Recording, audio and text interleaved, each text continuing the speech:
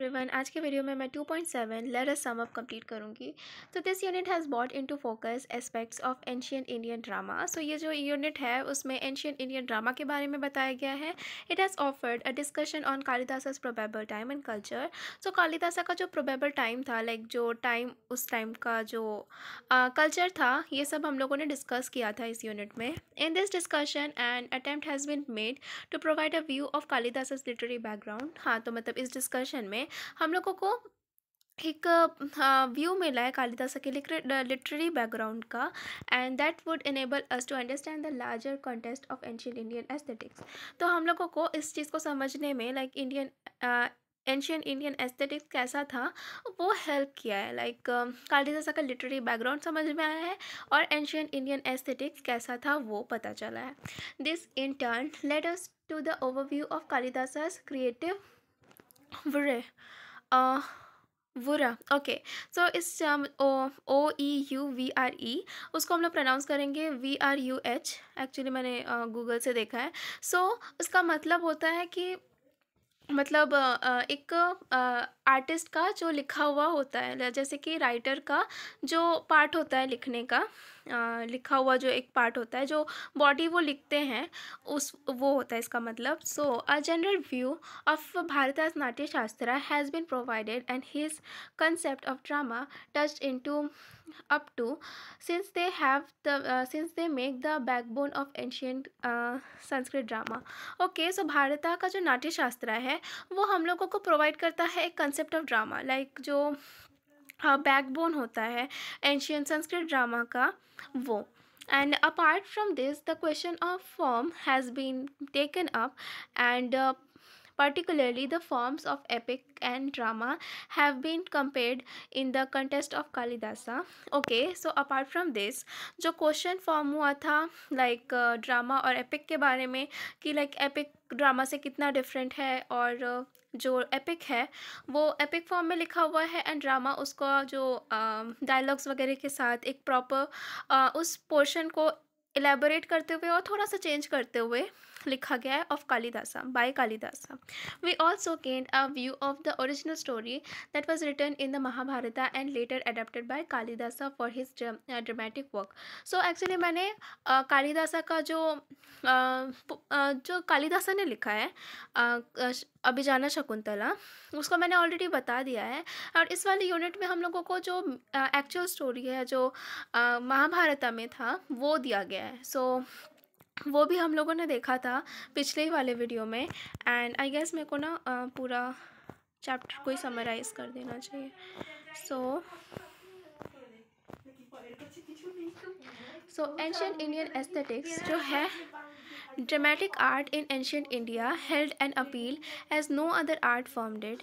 Okay, so ये जो dramatic art वगैरह के बारे में था, ये एंशियंट इंडियन एस्थेटिक्स के बारे में था, जिसमें ड्रामेटिक आर्ट पढ़ा था हम लोगों ने।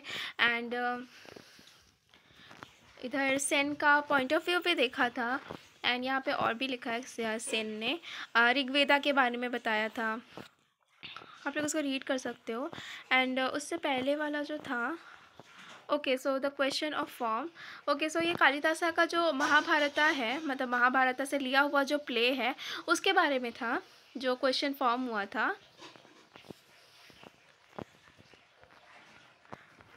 ओके, उसके बाद ये है original story of Shakuntala from the epic Mahabharata. तो इसमें पूरा ओरिजिनल स्टोरी दिया हुआ है, जिसमें लाइक ऐसा कुछ होता नहीं, यहाँ पे सिग्नेट रिंग नहीं होता है जो शकुंतला का होता है। एंड एक्चुअली शकुंतला का जो बेटा भारता होता है, वो जब 6 साल का हो जाता है तब वो जाती है कोर्ट में। बट जो कालिदासा का प्ले होता है ना, उसमें ऐसा कुछ नहीं होता है। उसका जो बेटा होता है वो पैदा नहीं हुआ होता है, तभी वो जाती है वहाँ पे कोर्ट में। एंड कुछ ऐसा सेलेस्टियल निम आती है, उसको उठा के ले जाती है। तो शायद वो उसकी मम्मी होती है, मेनका होती है। एंड ये सारी चीज़ें इसमें लैक कर रहा था जो एक्चुअल एपिक है उसमें। एंड ये कालिदासा एंड हिज वर्क्स, सो इसमें कालिदासा के वर्क्स के बारे में है। ओके, यहाँ पे हम लोगों ने कंप्लीट किया था, यहाँ पे फिर से देख लेते हैं। तो यहाँ पे जो था ऋतु संहारम, जिसमें गैदरिंग ऑफ द सीजन्स के बारे में था, जो सीजन्स गैदर होते हैं। एंड उसके बाद था कुमारा संभाव, जो बर्थ ऑफ कुमारा था। एंड मेघदूतम जो क्लाउड मैसेंजर है, एक्चुअली क्लाउड मैसेंजर का थोड़ा सा यहाँ पे दिया हुआ है, नहीं पूरा ही दिया हुआ है लॉर्ड कुबेरा वाला। तो ये क्लाउड मैसेंजर वाला है। जो क्लाउड था वो एज अ मैसेंजर था, मतलब मेघदूतम मतलब वही, मतलब क्लाउड का एज अ मैसेंजर यूज़ किया था। And Kalidasa is the best known for lyrical poems like Meghadutam. Along the place we have Malavika Agnimitram. Okay, Malavika and Agnimitra का एक स्टोरी है, प्ले है। And the first play Vikramorvashiyam. Okay, so ये उर्वशी वोन द वॉलियर वाला है। And Abhijnana Shakuntala of course, recognition of Shakuntala. And the third in the order, तो Abhijnana Shakuntala third number पे आता है, मतलब तीसरा बुक होता है, मतलब तीसरा प्ले होता है।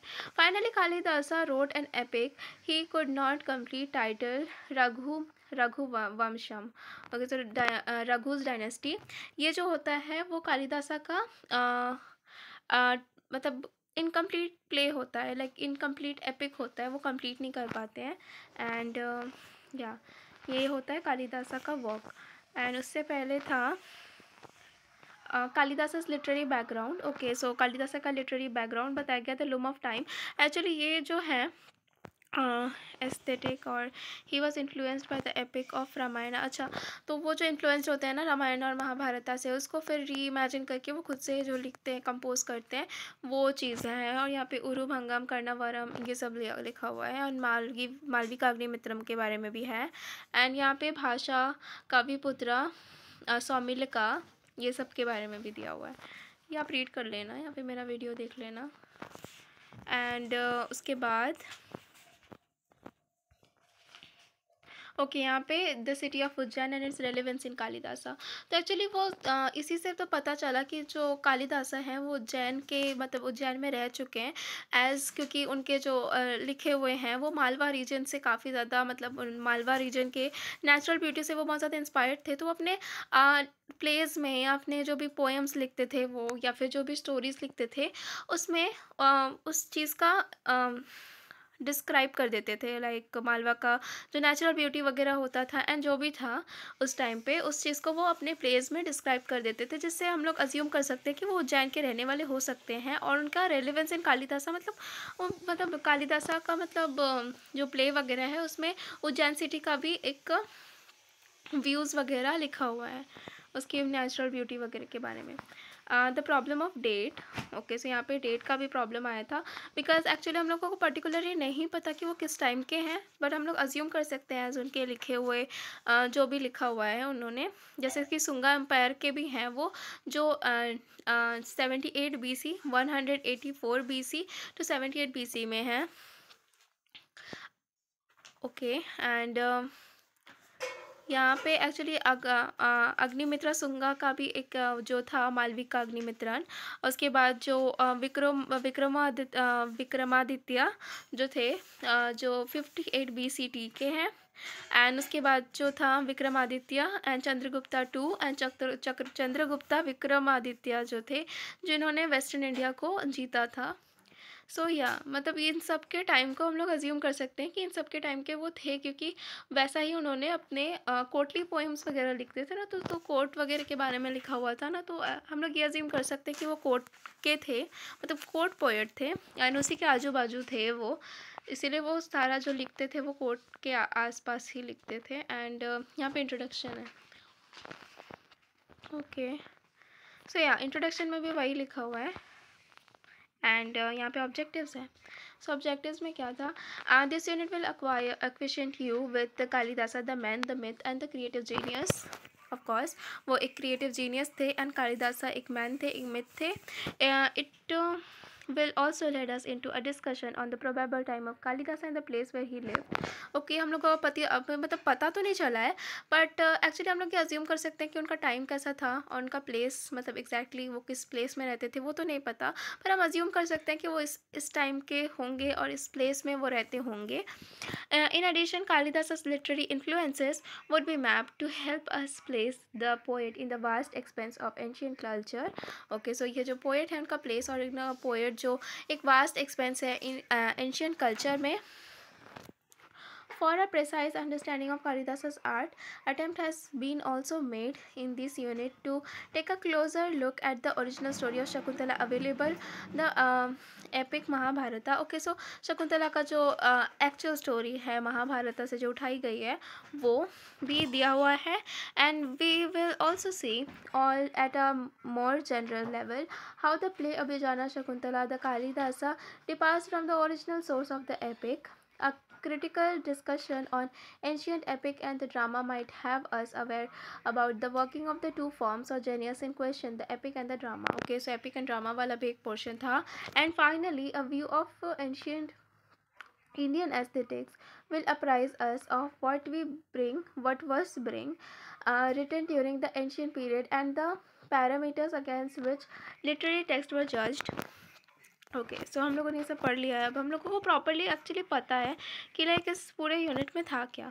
सो एक बार देख लेते हैं इसको भी. ऑब्जेक्टिव्स, इंट्रोडक्शन, कालिदासास बैकग्राउंड जिसमें the problem of date and the city of Ujjain and its relevance in Kalidasa and Kalidasa literary background. उसके बाद कालिदासा एंड हिज वर्क्स. उसके बाद epic and drama, the original story of Shakuntala from the epic Mahabharata, question of form, ancient Indian aesthetics, dramatic art, Bharata's Natya Shastra, and let us sum up hints to check your progress and glossary. तो ये hints to check your progress and glossary आप check कर सकते हो. hints to check your progress पढ़ना बहुत ज़रूरी है, तभी आप आंसर कर सकते हो क्वेश्चंस का. And I guess that's it for today. अगर आप लोगों को अच्छा लगा तो आप लाइक करके चैनल सब्सक्राइब कर देना. And thank you so much for watching.